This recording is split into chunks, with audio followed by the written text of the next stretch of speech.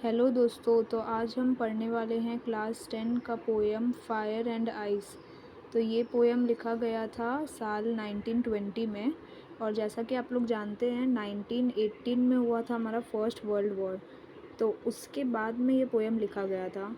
तो उस समय तो आप लोग जानते हैं कि वर्ल्ड वॉर चल रहा था पूरे देश में, तो सब जगह लड़ाई ये सब फैली हुई थी। तो इसके बाद ही 1920 में रॉबर्ट फ्रोस्ट ने लिखा था ये पोएम। तो ये पोएम भी जो है उसका भी जो कुछ आइडिया इसी टाइप का है। तो आइए हम लोग जानते हैं कि इसमें क्या लिखा गया है। तो जैसा कि पोएम का नाम है फायर एंड आइस, तो आप जानते हैं कि फायर जो होता है और आइस जो है ये दोनों चीज़ एक दूसरे के एकदम ऑपोजिट है। तो वैसे ही कुछ इस पोएम में भी है। इस पोएम में भी दो तरह के लोग होते हैं। जैसे एक जो इंसान है वो बोलता है कि some say the world will end in fire and some say in ice. कोई बोलता है कि ये जो दुनिया है वो एंड होगी फायर से, तो कोई बोलता है कि ये जो दुनिया है वो आइस से एंड होगी। तो यहाँ पे अब अगर आप थर्ड लाइन में देखोगे तो थर्ड लाइन में क्या लिखा है, from what I have tested of desire I hold with those who favour fire. तो यहाँ पे हमारे जो पोएट है रॉबर्ट फ्रोस्ट, वो अचानक से आते हैं और वो बोलते हैं कि मैंने, मेरे हिसाब से जो अगर मैं बोलूँ तो मैंने जैसा डिज़ायर के बारे में मैं जितना जानता हूँ तो उस हिसाब से मुझे लगता है कि ये जो वर्ल्ड है ना वो एंड होगा डिज़ायर से ही। तो यहाँ पे डिज़ायर एक्चुअली किस चीज़ को मतलब सिम्बलाइज़ कर रहा है, फायर को। यहाँ पे फायर का मतलब है डिज़ायर। अब आप जैसे लास्ट लाइन में आओगे तो यहाँ पे क्या लिखा है, I hold with those who favour fire. यहाँ पे जो वर्ड है होल्ड विथ, ये जो वर्ड है होल्ड विथ ये होता है फ्रेज़। जैसे आपने सुना होगा यहाँ पे होल्ड ऑफ, होल्ड ऑन, ऐसे टाइप के अपने फ्रेजेस सुने होंगे। वैसे ही होल्ड विथ जो है यहाँ पे भी ये एज अ फ्रेज यूज़ किया गया है। इसका मतलब क्या होता है, एग्री विथ। मतलब पोएट जो है इस बात से एग्री कर रहे हैं कि ये जो वर्ल्ड है ना ये फायर मतलब ये डिज़ायर पे एंड होगा, लोगों के डिज़ायर की वजह से ये एंड हो जाएगा। वहीं अगर आप सेकेंड पैराग्राफ में आओगे तो ये बोल रहे हैं but if it has to perish twice. अब आप लोग जानते हैं कि वर्ल्ड एक बार ख़त्म हो गया है तो वो वापस से तो ख़त्म हो नहीं सकता। यहाँ पे लिखा है पेरिश ट्वाइस, पर पेरिश मतलब होता है ख़त्म होना, तो वो वापस से तो कोई भी चीज़ एक बार ख़त्म हो जाए वो वापस से तो ख़त्म हो नहीं सकती।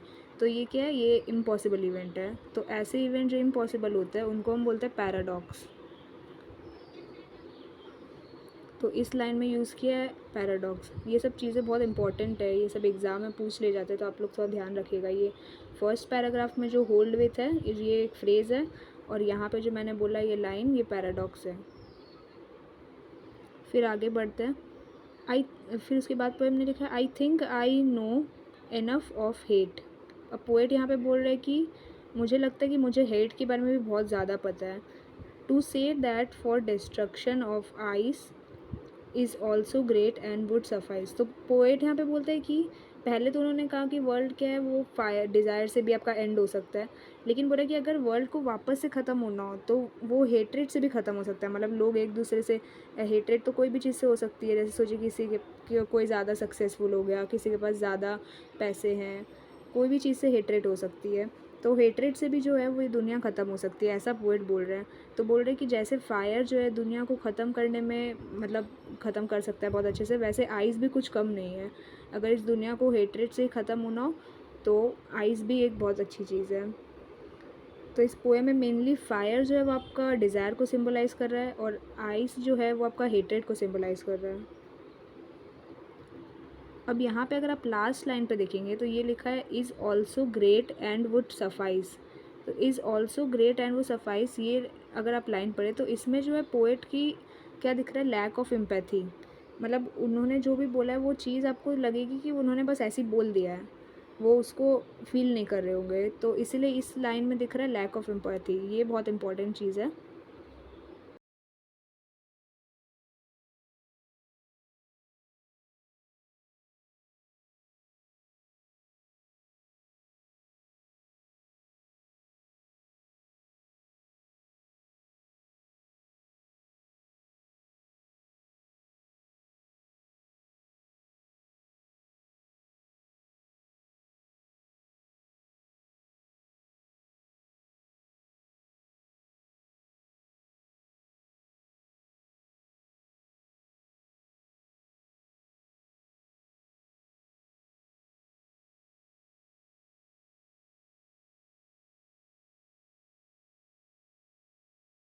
होना। जैसे कि फर्स्ट लाइन में आप आओगे तो यहाँ पे है सम say the world with and in fire. तो यहाँ पे जो सम से है, यहाँ पे एस और एस, ये जो दो वर्ड्स है, जो लेटर्स हैं, इसमें एस और एस का जो प्रोनाउंसिएशन है वो बार बार रिपीट हो रहा है, तो यहाँ पर यूज़ हुआ है आपका एलिट्रेशन।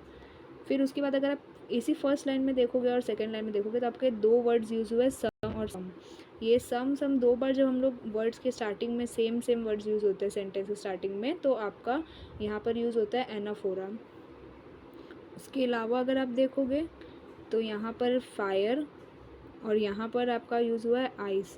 तो फायर सिंबलाइज कर रहा है डिज़ायर को, आइस सिंबलाइज कर रहा है हेट्रेट को।